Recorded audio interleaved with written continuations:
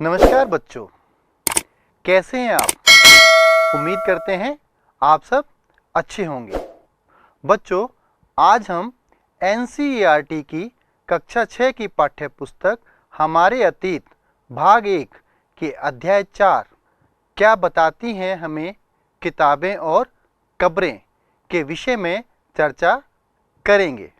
चलिए बच्चों, शुरू करते हैं आज का अध्याय। क्या बताती हैं हमें किताबें और कब्रें?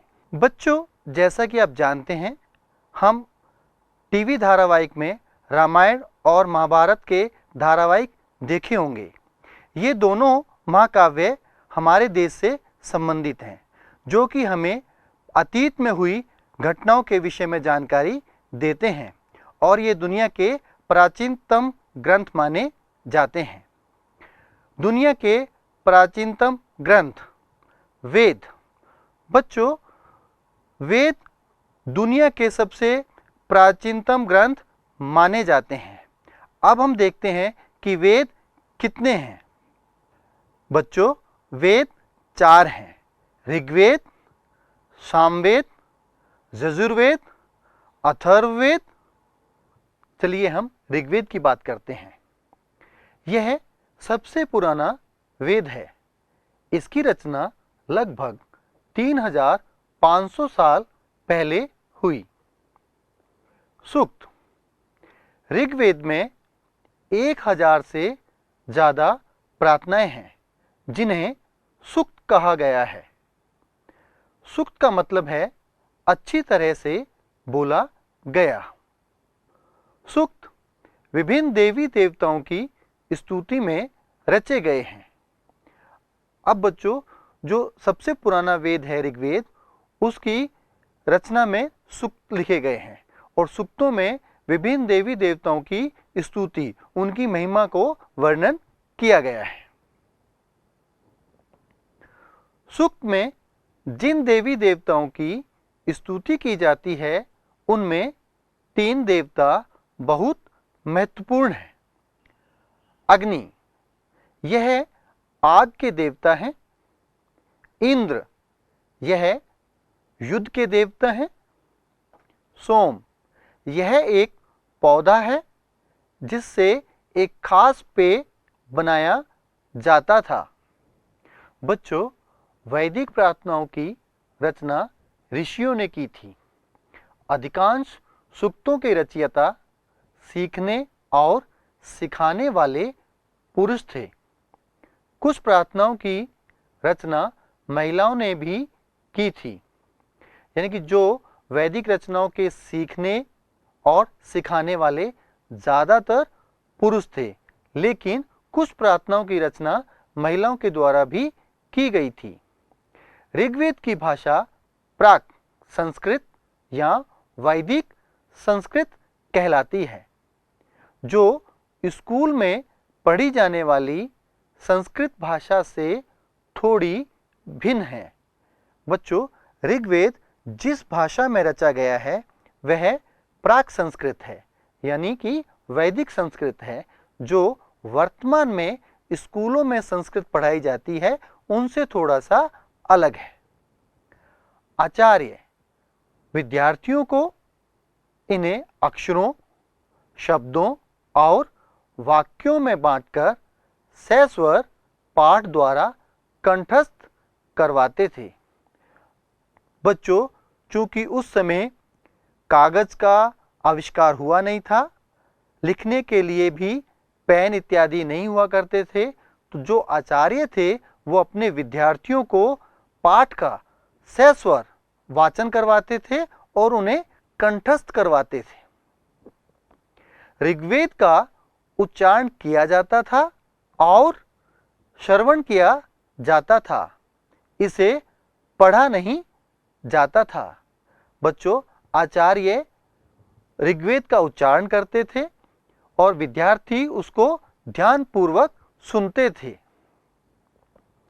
कई सदियों बाद इसे पहली बार लिखा गया और इसे छापने का काम लगभग 200 साल पहले हुआ। यानी कि ऋग्वेद की जो हमें पांडुलिपियां मिली हैं और उन्हें छापने का काम है वो आज से लगभग 200 साल पहले किया गया। संस्कृत और अन्य भाषाएं। भाषा परिवार। बच्चों, जिस प्रकार हमारा एक परिवार होता है उसी प्रकार भाषाओं का भी अपना एक परिवार होता है। जब अलग अलग भाषाओं में कई शब्द एक जैसे होते हैं तो उन्हें एक भाषा परिवार कहा जाता है। उदाहरण के लिए मातृ संस्कृत, माँ यानी कि माँ को मातृ संस्कृत में कहा जाता है। हिंदी में माँ और अंग्रेजी में मदर कहा जाता है। भाषा परिवार भोरोपीय, ये दो शब्दों से मिलकर बना हुआ है शब्द है, भारत और यूरोपीय। संस्कृत भाषा इसका हिस्सा है।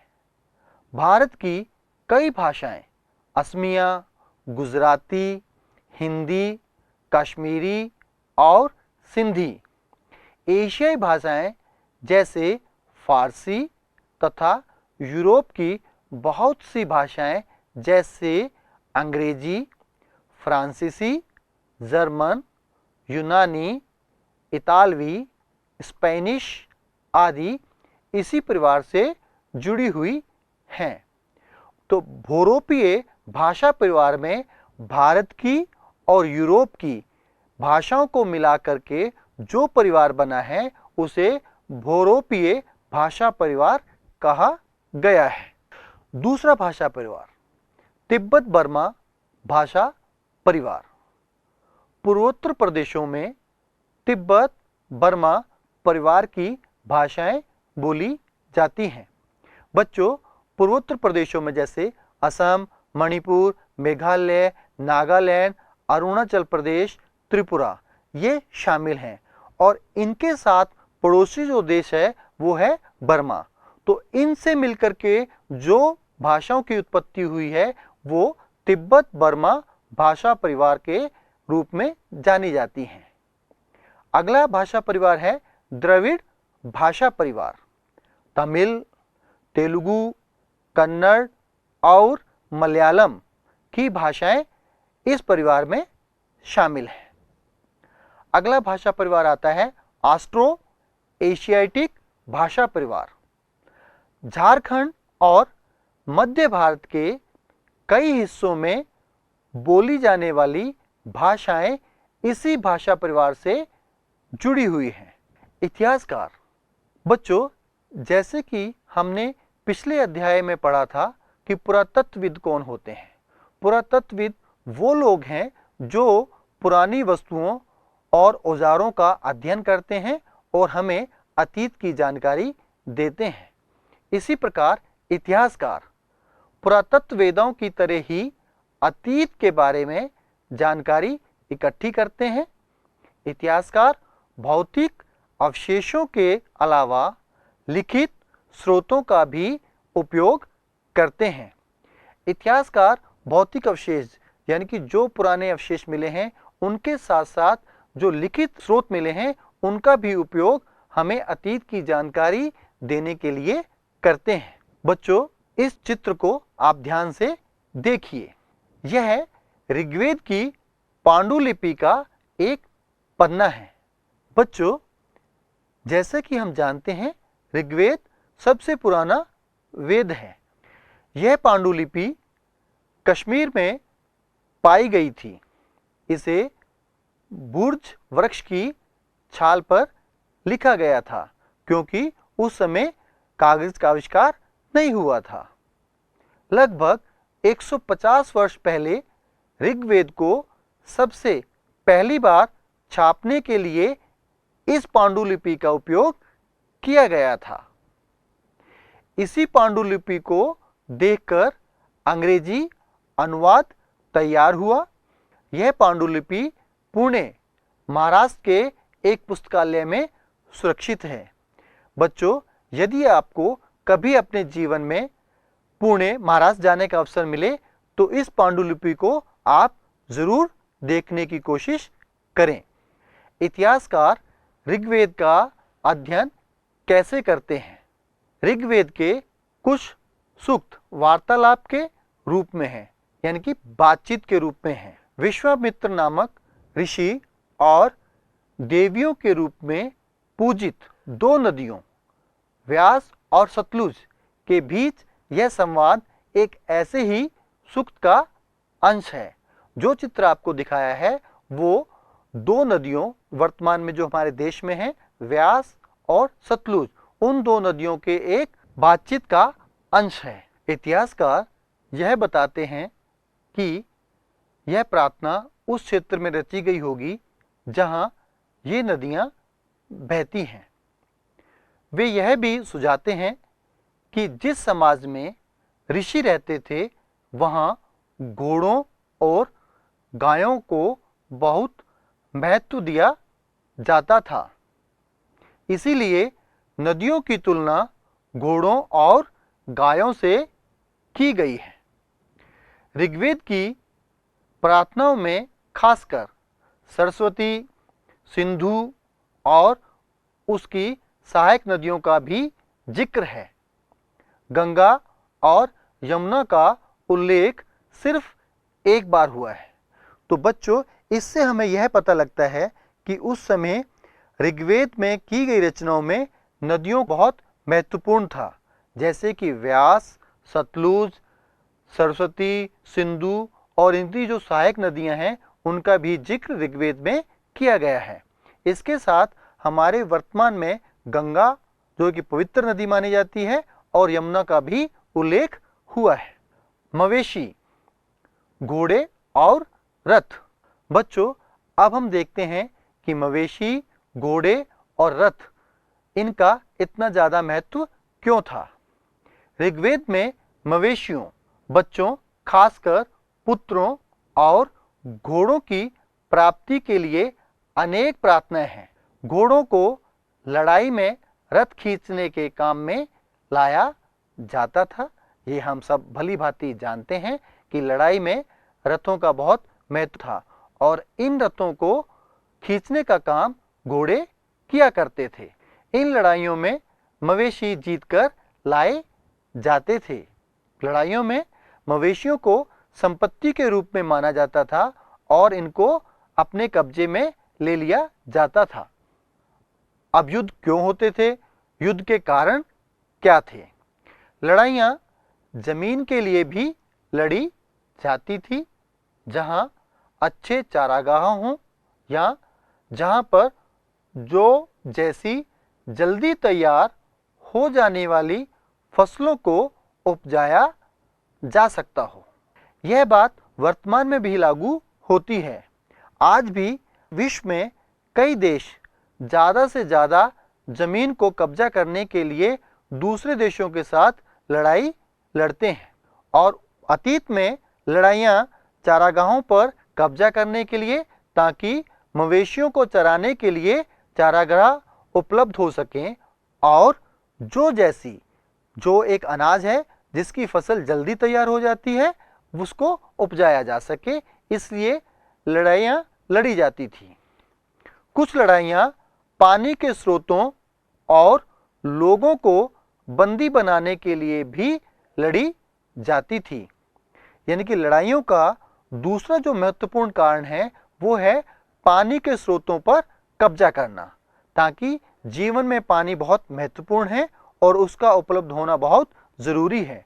इसके साथ लोगों को भी काम करवाने के लिए गुलाम बनाया जाता था और इसके लिए भी लड़ाइयाँ लड़ी जाती थी।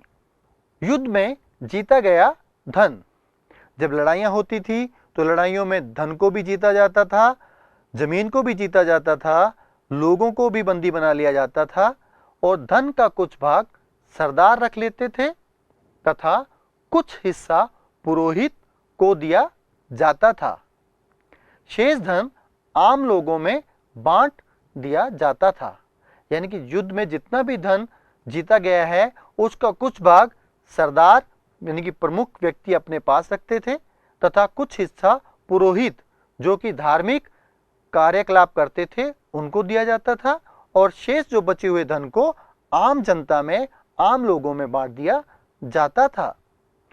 कुछ धन यज्ञ करने के लिए भी प्रयुक्त होता था। यज्ञ की आग में आहुति दी जाती थी। ये आहुतियाँ देवी देवताओं को दी जाती थी, यानी कि ये आहुतियाँ देवी देवताओं को समर्पित होती थी। घी, अनाज और कभी कभी जानवरों की भी आहुति दी जाती थी। युद्ध की योजना व सरदार। लोग सभाओं में मिलते जुलते थे और युद्ध व शांति के विषय में सलाह मशविरा करते थे। अधिकांश पुरुष इन युद्धों में भाग लेते थे। लोग अपना सरदार उसे चुनते थे जो बहादुर और कुशल योद्धा होता था। सेना स्थायी नहीं होती थी। इसका मतलब है कि आवश्यकता के हिसाब से सेना का इस्तेमाल किया जाता था। लोगों की विशेषता बताने वाले शब्द। अब ऐसे कौन से शब्द हैं जो लोगों के साथ विशेष रूप से जुड़े हुए थे? लोगों का वर्गीकरण काम, भाषा, परिवार या समुदाय, निवास स्थान या सांस्कृतिक परंपरा के आधार पर किया जाता रहा है। काम के आधार पर वर्गीकरण। कार्य के आधार पर लोगों को किस प्रकार से बांटा जाता था? पुरोहित, राजा। पुरोहित वो लोग थे जो धार्मिक कार्यकलाप करते थे और राजा वो लोग थे जो उस राज्य की शासन व्यवस्था को संभालते थे।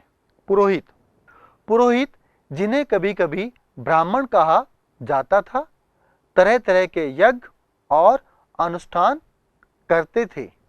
राजा, ये राजा ना तो बड़ी राजधानियों और महलों में रहते थे, ना इनके पास सेना थी, ना ही ये कर वसूलते थे।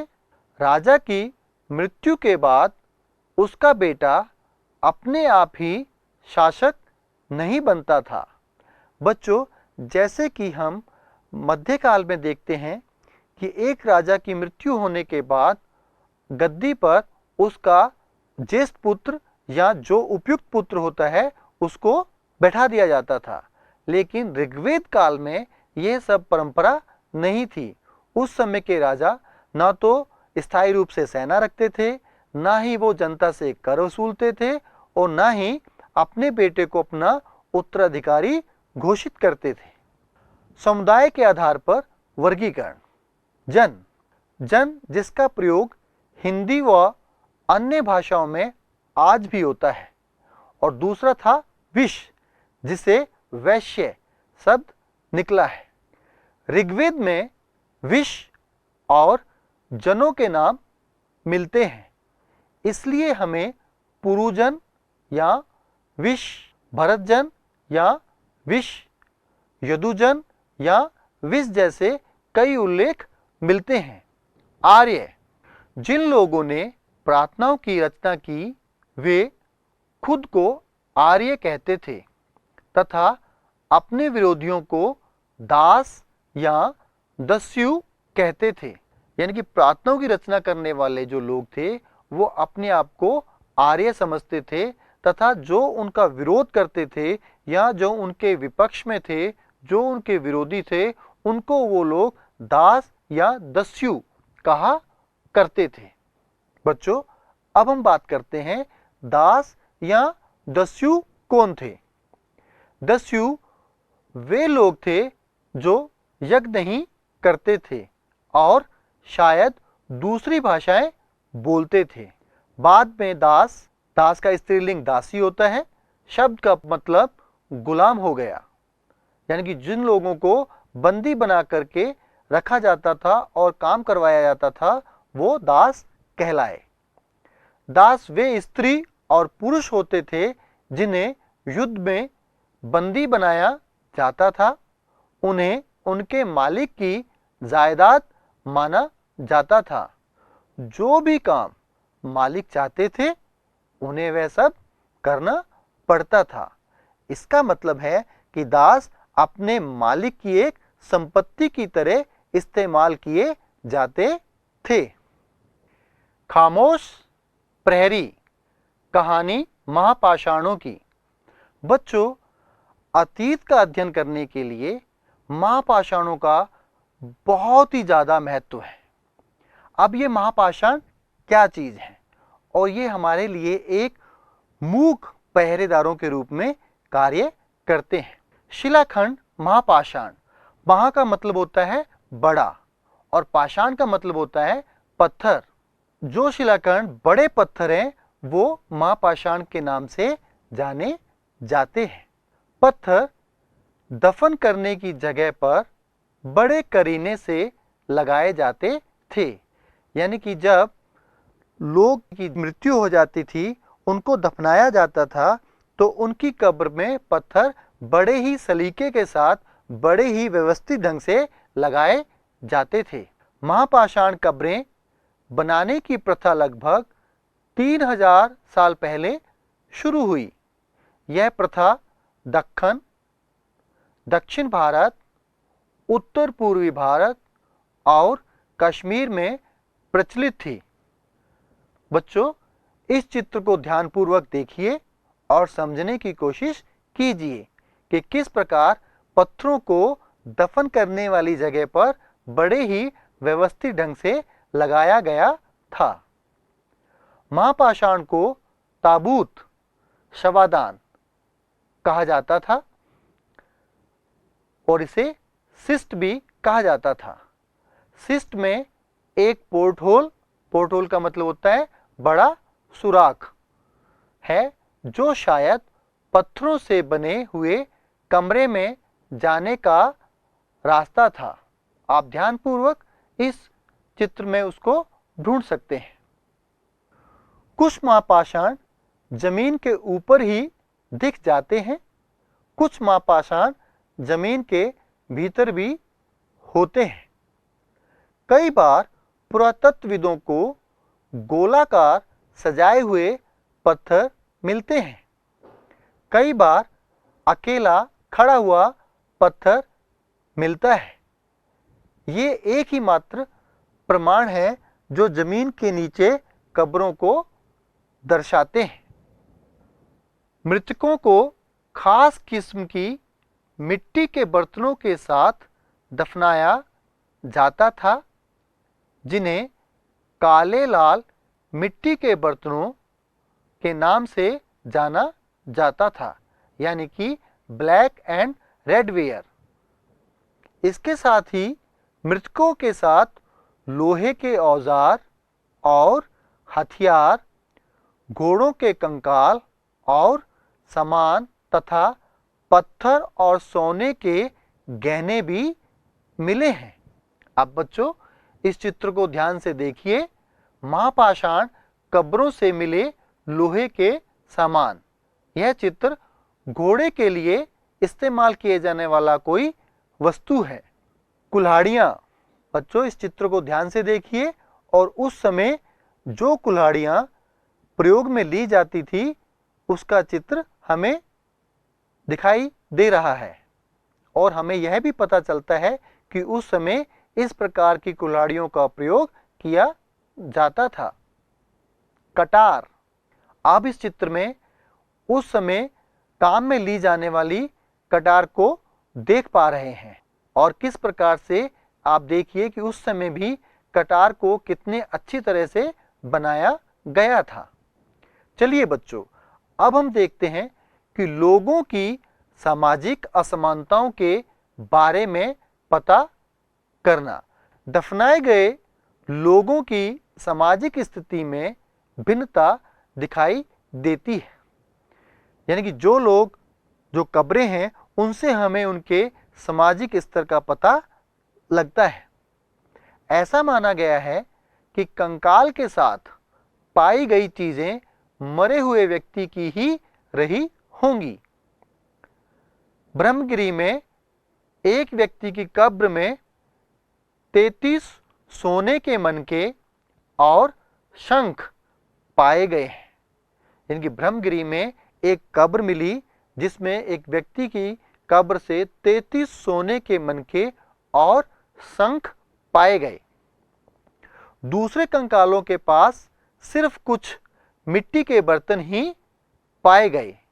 तो बच्चों, इससे हम यह अनुमान लगा सकते हैं कि जिस व्यक्ति की कब्र में सोने के मनके और शंख पाए गए वो एक ऊंचे तबके का व्यक्ति रहा होगा, और वो लोग जिनके कंकालों के साथ मिट्टी के बर्तन पाए गए वो निचले तबके के लोग रहे होंगे। इन सब से पता लगता है कि कुछ लोग अमीर थे तो कुछ लोग गरीब, कुछ लोग सरदार थे तो दूसरे अनुयायी। कुछ कब्रगाहें खास परिवारों के लिए थी, यानी कि हमें ऐसे भी कब्रगाह मिले हैं जो केवल कुछ परिवारों के लिए ही बनाए गए होंगे। कुछ महापाषाणों में एक से अधिक कंकाल मिले हैं। ऐसा माना गया है कि शायद एक ही परिवार के लोगों को एक ही स्थान पर अलग अलग समय दफनाया गया था। मरने वाले लोगों को पोर्ट होल के रास्ते कब्रों में लाकर दफनाया जाता था।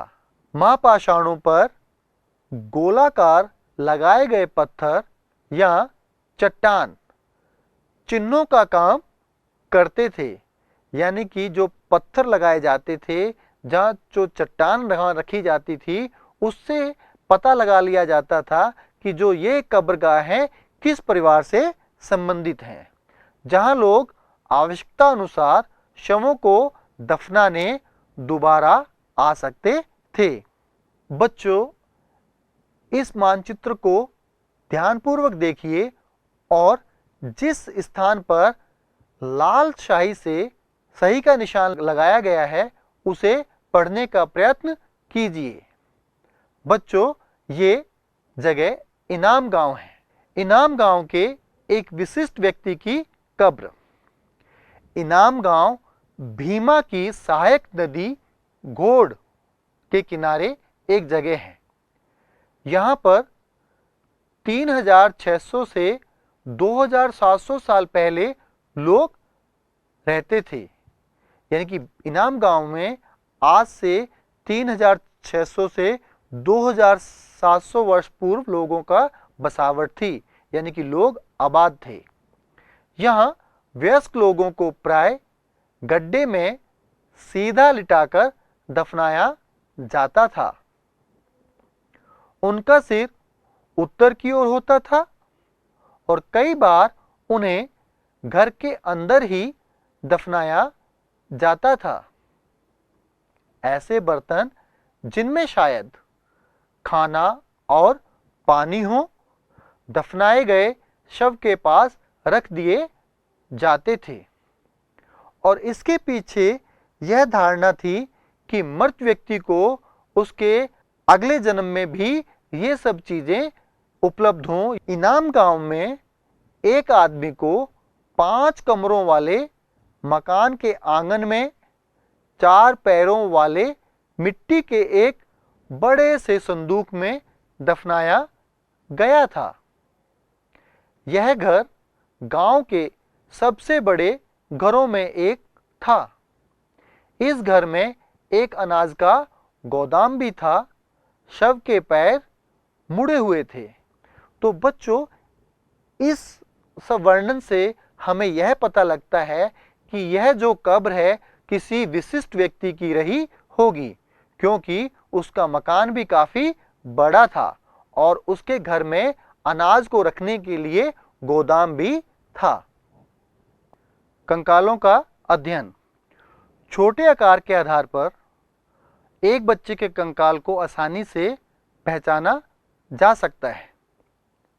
लोग कंकाल के साथ मिले सामानों के आधारों पर यह अंदाजा लगाते थे कि यह कंकाल किस पुरुष का था या स्त्री का। उदाहरण के लिए, यदि कंकाल के साथ गहने मिलते हैं तो उसे महिला का कंकाल मान लिया जाता है। लेकिन इस समझ के साथ समस्या यह थी कि अक्सर पुरुष भी आभूषण पहनते थे। आधुनिक अध्ययन पर आधारित कंकालों की समझ। लगभग 2000 साल पहले चरक नाम के प्रसिद्ध वैद्य थे। उन्होंने चिकित्सा शास्त्र पर चरक संहिता नाम की किताब लिखी। चरक के अनुसार मनुष्य के शरीर में 360 हड्डियां होती हैं, परंतु आधुनिक शरीर रचना विज्ञान के अनुसार 206 हड्डियां होती हैं। संभवतः चरक ने अपनी गिनती में दांत, हड्डियों के जोड़ और कार्टिलेज को जोड़कर यह संख्या बताई थी। इनाम गांव के लोगों के काम धंधे।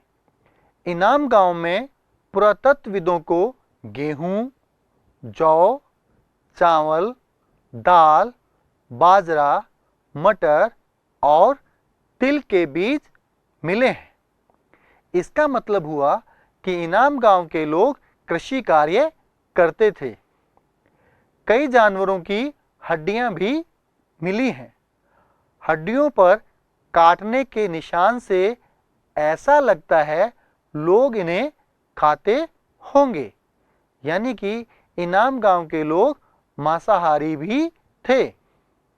गाय, बैल, भैंस, बकरी, भेड़, कुत्ता, घोड़ा, गधा, सूअर, सांभर, चितकबरा हिरण, कृष्णमृग, खरहा, नेवला, चिड़िया, घड़ियाल, कछुआ, केकड़ा और मछली की हड्डियां भी पाई गई हैं।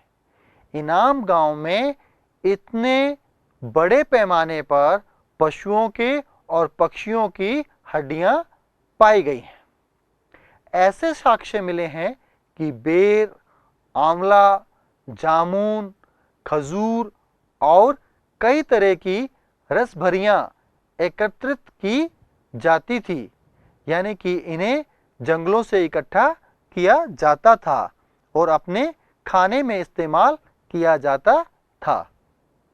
बच्चों, आज के अध्याय क्या बताती हैं किताबें और कब्रें। इस अध्याय में हमने वेदों के बारे में अध्ययन किया। वेद कितने थे, वेदों को लिखने वाले कौन थे, वेद किस भाषा में लिखे गए थे और किन महत्वपूर्ण देवी देवताओं की स्तुति की गई थी। इसके साथ हमने उस समय मवेशी, घोड़े और रथों का महत्वपूर्ण स्थान क्यों था, इसके बारे में जाना और साथ ही साथ हमने आर्य और दास और दस्युओं के विषय में भी जाना। बच्चों, इस अध्याय में हमने महापाषाणों के महत्व को जाना कि महापाषाण किस प्रकार हमें अतीत के विषय में जानकारी प्राप्त करने में महत्वपूर्ण हैं, और साथ ही साथ कब्रों जिसमें कि लोगों को उनके दफनाने के तौर तरीकों से हम उनके सामाजिक स्तर, उनमें पाई जाने वाली भिन्नताएं, समाज में उनके दर्जे को और समाज किस प्रकार से अलग अलग स्तरों पर बटा था, इस विषय में भी जाना। बच्चों, इस अध्याय में हमने विशेष रूप से इनाम गांव के विषय में जाना। वहाँ पे लोग क्या काम करते थे, कौन से मवेशियों को पालते थे और इन सब विषयों की जानकारी इस अध्याय में हमने जानी। आशा करते हैं आपको यह अध्याय अच्छे से समझ में आया होगा। चलिए बच्चों, इसी अध्याय से संबंधित अभी हम कुछ गृह कार्य के विषय में बात करते हैं। गृह कार्य। प्रश्न नंबर 1, पुरातत्वविद कब्रों में दफनाए गए लोगों के बीच सामाजिक अंतर का पता कैसे लगाते हैं। प्रश्न नंबर 2, सूक्त क्या है। सूक्त किन देवी देवताओं की स्तुति में रचे गए हैं। प्रश्न नंबर 3, पोर्ट होल क्या है, इसका इस्तेमाल कैसे होता था। प्रश्न नंबर 4 चरक कौन थे? उन्होंने चिकित्सा शास्त्र पर कौन सी पुस्तक लिखी? बच्चों, दिए गए गृह कार्यों को आप पूर्ण कीजिए और अब मिलते हैं हम अगले अध्याय में। तब तक के लिए नमस्कार।